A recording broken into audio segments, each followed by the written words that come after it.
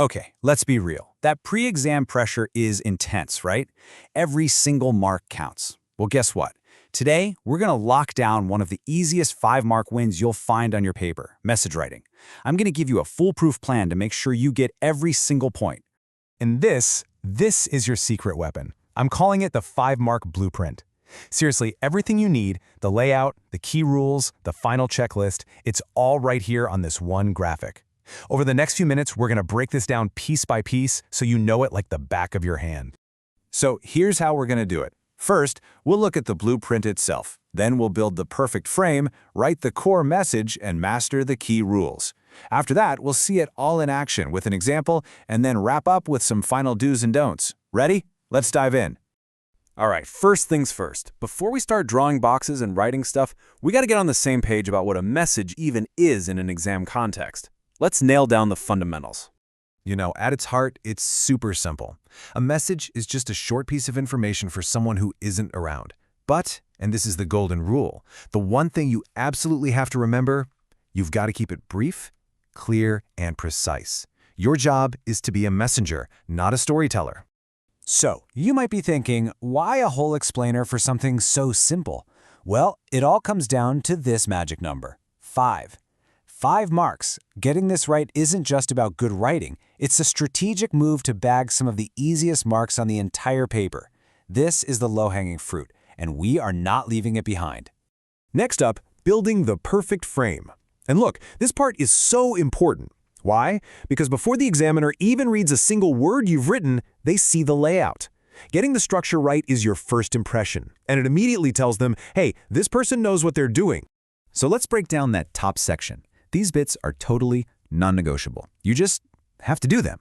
First up, you've got to draw a box. Inside that box, right at the top and in the center, write the word message in all caps. Then, underneath that, you need the date and the time. Simple. Every single time.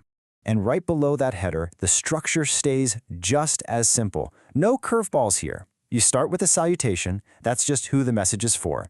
Then you have the body, the actual info. And you wrap it up with your signature, who the message is from. Just remember that little trio, salutation, body, signature. Easy, right? Okay, so we've built the perfect frame. Awesome. Now for the million-dollar question. What do we actually put in it? This is the core of the message, and it's all about being efficient and getting the right information across. Look, the easiest way to nail the content every single time is to just make sure you've answered these 4 questions. Number 1, who called? Number 2, who is the message for? 3, what's the actual news? And 4, is there anything that needs to be done? If you hit those 4 points, your content is golden. All right, everyone, lean in a little closer for this one. Seriously, this is where so many people trip up and lose easy marks. There's one simple grammar rule that will separate your answer from everyone else's and help you lock in those full 5 marks. Okay, here's the secret sauce. You always have to use reported speech. You know, indirect speech. And why is that? Well, think about it. You aren't Raju. You are reporting what Raju said. So you'd never write, Raju said, quote, I am busy. No way. You'd write, Raju informed that he is busy. This tiny change makes a huge difference. Okay, enough with the theory, right? It's time to see the blueprint in action. Let's take everything we've just talked about and apply it to a real, honest-to-goodness exam question. So, here we have a classic exam question. Ram gets a call from Raju, but his brother Ravi isn't home. Raju says he can't make their 5 p.m. study meeting, so Ram needs to leave a message for Ravi. Okay, let's use our checklist. Who called? Raju. For whom? Ravi. What's the news? Can't make the meeting. See how that works? Now let's write it out. And voila! Here is the perfect 5-mark answer. Let's break down why this is so good. We've got the box, we've got message in caps, plus the date and time. The salutation is clear, Ravi. The body answers our 4 questions, and, most importantly, it's all in reported speech. And it's signed off by Ram. That, my friends, is how you get 5 marks. Okay, we're in the home stretch now. Let's wrap things up with a super quick, rapid-fire checklist. Think of this as the final review you do in your head right before you start writing in the exam.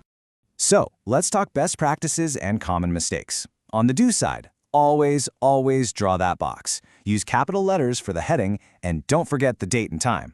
And for the don'ts, and these are big ones, Don't write long stories. Absolutely no direct speech with quotation marks. And never add extra information that wasn't in the original prompt. You know what? Let's make this even simpler. If you walk away with nothing else, just burn this checklist into your brain. 1. Always draw a box. 2. Use indirect speech. 3. Keep it short. And 4. Make sure you have all 5 parts. Date, time, salutation, body, and signature. That's the whole game right there. So there you have it. That's it. The complete 5-mark blueprint. The structure is simple, the rules are crystal clear, and honestly, those 5 marks have your name on them. You've got the plan and know the rules. Now go build that perfect score. And a big shout out to Vinayadhar Raju, whose material this was all based on. Now go out there and ace those exams. You've got this.